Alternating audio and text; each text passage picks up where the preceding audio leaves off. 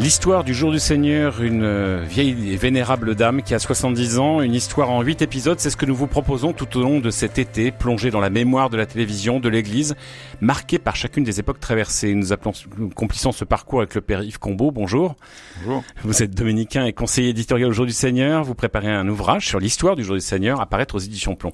Alors Père Yves Combeau, l'histoire du jour du Seigneur a débuté par une messe avec les moyens du bord et de l'époque.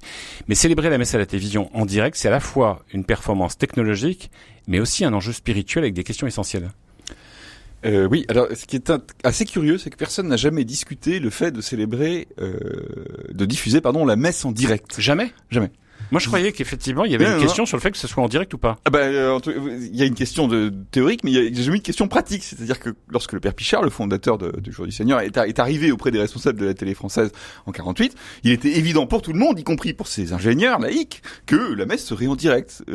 Ça a été tellement évident que même le ministre de l'Information de l'époque, qui était François Mitterrand, de qui on n'attendrait pas ce rôle, a dit d'accord. Enfin, ça tombait sous le sens. Alors, mais du côté des autorités ecclésiales, pardonnez-moi. Pareil. Ça n'a pas posé de problème. Alors, c'est assez curieux parce que nos homologues américains, en fait, il n'y avait qu'eux qui faisaient la même chose à cette époque-là. Eux avaient des messes en différé. Non seulement ils avaient des messes en différé, mais ils avaient des messes enregistrées à la queue leu dans un même studio, 4 ou 5 pendant toute une journée, avec évidemment les bonnes lectures et les bons chants. Et comme ça, on faisait des économies, on avait à payer la chorale que pour une journée de travail, etc. Alors nous, on a dit on va faire du direct, ce qui est beaucoup plus compliqué, c'est lourd, c'est cher, et on va faire du direct parce qu'on veut que le spectateur voit non pas le spectacle d'une messe, mais une messe. C'est-à-dire que lui arrive par le tuyau de sa télévision une réalité à laquelle il se joint. C'est intéressant au point de vue psychologique.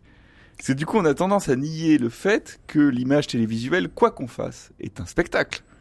Que l'image qu'on voit, c'est le choix du réalisateur, après avoir été le travail du cadreur, que le son qu'on entend, etc. Et que, en fait, ce qui se passe sur le terrain n'est pas du tout ce que ma télévision me donne. Moi, je le sais, je suis prédicateur au jour du Seigneur. Quand je visionne la messe que je viens de prêcher, vous voyez pas la même messe, je ne reconnais pas du tout ce que j'ai vécu. Donc la question de la réalité, elle est quand même altérée par le biais de la télévision. Et ça ne gêne pas l'Église ? Si, ça gêne. Sur un sujet aussi sensible que l'Eucharistie. Gêner n'est pas le mot, ça pose question. Alors, ça pose question incomplètement. C'est-à-dire qu'on voit bien qu'il y a une question, mais il n'y a pas de réponse bien précise. Ni le Père Pichard, ni aucun des spécialistes de ces questions-là, tous ont senti que, alors, qu'est-ce qu'on dit ? C'est vrai, c'est pas vrai, c'est un spectacle, c'est quoi ? C'est qu'une image. L'image participe d'une certaine réalité tout en la trahissant. D'un point de vue philosophique, c'est une platitude ce que je viens de dire là. Mais donc voilà. Mais en fait, on va pas jusqu'au bout de la réflexion. Mais je crois que la raison pour laquelle on tourne en direct, c'est que si l'on a le sentiment vague que l'image est un artefact, est une construction, est un produit humain, le temps, lui, ne l'est pas. J'irai même plus loin. Lorsque vous assistez à une messe en direct, lorsque vous participez à une messe, je veux dire en vrai, sur place, physiquement, le moment de la consécration eucharistique, qu'est-ce que vous voyez ? Vous ne voyez pas le corps du Christ, vous continuez à voir l'hostie. Vous pensez dans votre cœur. Mais d'un point de vue sensible, ce moment est extrêmement décevant. En fait, la seule chose, c'est le temps. C'est le moment où vous vous dites, ça y est, c'est maintenant la consécration. La seule chose qui soit sensible dans une messe, paradoxalement, c'est pas ni ce que vous voyez, ni ce que vous entendez, c'est le temps. Donc lorsque vous faites la messe en direct, la seule chose qui soit entièrement vraie pour la personne qui est de l'autre côté de la télé, c'est le temps.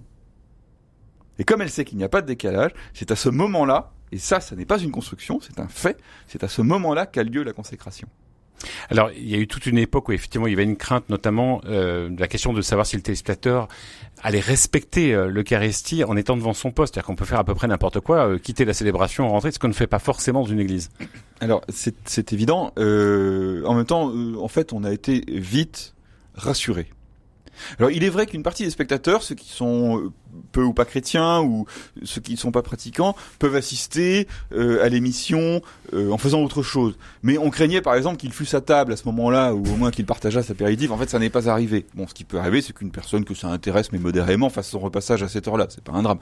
En revanche, les personnes qui sont croyantes, qui assistent à la messe, au contraire, on a été surpris par le caractère de prière qu'elles ont donné à cette heure de visionnage. Et le nombre de témoignages que nous avons, nous, les responsables du Jour du Seigneur, que nous avons reçus à toutes les époques, qui décrivent exactement le même geste, j'allume ma télévision, je me suis habillé en dimanche et j'allume une bougie au moment où la messe commence. C'est une forme de réponse à des inquiétudes qu'aurait pu naître de se dire, comme le père Roguet en son époque, le risque, c'est que les gens ne viennent plus à la messe, mais assistent à la messe grâce à la télévision. Il vaut mieux sanctifier le dimanche si vous êtes malade, si vous habitez trop loin d'une église, si vous êtes déjà allé à la messe, en regardant cette messe télévisée qui vous permet de vous associer à une véritable communauté chrétienne. Mais si, ayant pu le faire, vous ne venez pas en chair et en os dans une communauté réelle dans laquelle vous puissiez participer à la joie des noces et du banquet, vous êtes des voyeurs, vous êtes des spectateurs muets et indifférents, vous n'êtes pas des chrétiens qui participent au mystère de la messe. Vous êtes des voyeurs, des spectateurs muets et indifférents. Père-Yves Combeau, ouais. La messe, c'est pour ceux qui en ont vraiment besoin. C'est les malades, c'est ceux qui sont loin de l'église. Ouais, c'est la vocation du jour du Seigneur. Juste une parenthèse, c'est quand même extraordinaire d'entendre le Père Roguet. On est juste au moment du concile, engueuler les auditeurs comme des poissons pourris, si je puis me permettre. On a oublié que, on est tellement fasciné par l'ouverture du concile qui est réelle, qu'on a oublié aussi que dans les années qui ont suivi, jamais les chrétiens ne se sont autant fait enguirlander par leurs responsables. Et encore, on n'a pas l'image là. Allez voir sur des archives, le regard du père Roguet, oui. Ça faisait peur. Ah oui, ça faisait peur. Lui, il avait pas peur de la caméra. Du coup, c'était les yeux dans les yeux. Bon, je reviens. Donc, le jour du Seigneur a été créé pour les personnes malades, les personnes qui sont trop loin d'une messe, les personnes en maison de retraite, etc. Et ça reste sa vocation centrale aujourd'hui. J'ajoute qu'elle est d'autant plus nécessaire que, au moins dans le monde rural, les messes sont de plus en plus loin. Moi, dans mon canton d'origine, en Périgord, c'est un vrai gymkhana pour aller trouver le curé à 40 km. Donc, quand vous n'avez pas de voiture, la question est résolue pour regarder le jour du Seigneur. En fait, on craignait effectivement que les personnes qui disposaient d'une messe à une distance raisonnable se détournassent de la pratique pour regarder le jour du Seigneur. Ça n'a probablement pas été le cas. C'est-à-dire qu'une personne qui peut aller à la messe sait que la messe du jour du Seigneur n'est pas une messe où elle communie physiquement. En fait, c'est curieux que cette crainte était si forte, comme si l'on avait oublié que les personnes savent très bien quand elles communient et quand elles ne communient pas. Or, devant la télé, quoi que vous fassiez, vous ne communiez pas. Il n'y a pas d'ambiguïté là-dessus. Non. J'aimerais aussi évoquer autre chose, c'est la beauté des célébrations qui est inspirante. C'est-à-dire que c'est un spectacle, vous avez utilisé le mot. À quel moment il y a un risque d'être trop dans le spectacle et plus dans le réel de ce qui se vit au plus essentiel et au plus simple d'une célébration comme une messe? Alors la réponse est tout le temps. Et la réponse est tout le temps pour deux raisons. D'abord parce que comme la télévision est un média visuel, il faut donner quelque chose à la caméra, il faut nourrir la caméra.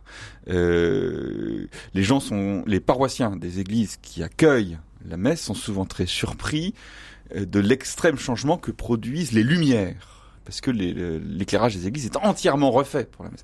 Et ils disent c'est trop. Ils ont souvent cette réaction-là. Il y a du bleu, il y a du rose, il y a de l'orange. Oui, mais il faut nourrir ta caméra, bonhomme. Sinon, ton église, elle est grise, quoi. Ça, c'est les règles télévisuelles. Voilà, ça, c'est le média. Et ensuite, la difficulté, c'est que la liturgie elle-même est image, puisque nous cherchons à parler d'un Dieu et d'un mystère qui sont l'un et l'autre invisibles. Le sacrement n'est pas visible, n'est pas sensible, et Dieu, de toute façon, en soi est invisible. Ce que nous avons, c'est sa parole. Donc, toute liturgie est une image. À la limite, tout discours sur Dieu est une image, puisque Dieu est très mystérieux, et nous ne parlons de lui pratiquement que par parabole. Donc, structurellement, nous cherchons à montrer ce qui n'est pas montrable. Donc même sans caméra, à la limite, même sans caméra, nous faisons du spectacle.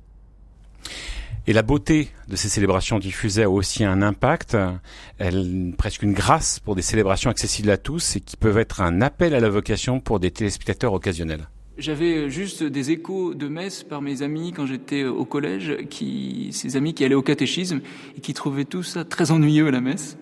Et moi, ce que je voyais à la télé dans cette émission, ça me semblait très beau, très attirant. Je me disais, mais c'est pas du tout comme ce qu'on m'avait dit. Nous te le présentons, il deviendra le vin du royaume éternel. Alors je comprenais pas bien ce qu'on faisait pendant la messe, j'étais encore très ignorant sur la foi catholique. Mais il y avait quelque chose en moi qui était comme une certitude, qui était le sens de la vie que tu cherches, soit il est là, soit il n'y en a pas. S'il y a un sens à la vie, il est là-dedans. Pierre-Yves Combault, là on vient d'entendre le témoignage d'Yvon Philbin. Yvon Philbin découvre la beauté de la liturgie par la grâce du jour du Seigneur, fait un chemin de foi hallucinant, devient séminariste. Il témoigne à ce moment-là quand il est séminariste. Aujourd'hui, il est ordonné prêtre pour les missions étrangères de Paris. On l'entendra même à l'occasion, au jour du Seigneur, comme prédicateur. Oui. Ça doit vous toucher, cette responsabilité-là de se dire... On est dans quelque chose qui est le partage d'une célébration, mais là, on va toucher quelque chose d'autre. Alors, c'est effectivement très touchant. Une vocation sacerdotale, c'est le mystère du Saint-Esprit dans le cœur d'un homme. Mais pour ce qui est du jour du Seigneur, je dois dire que à toutes les époques, et compte tenu de toutes les modes ou de toutes les ambiances des époques en question, le jour du Seigneur, ses cadreurs, ses ingénieurs, ses réalisateurs ont toujours bien travaillé. Que ce soit dans une toute petite église ou que ce soit dans une immense cathédrale, dans un rassemblement mondial comme le JMJ ou Mont-Saint-Michel, que c'est, il y a un amour du métier bien fait, de la réalisation bien faite, de l'image qui a du sens.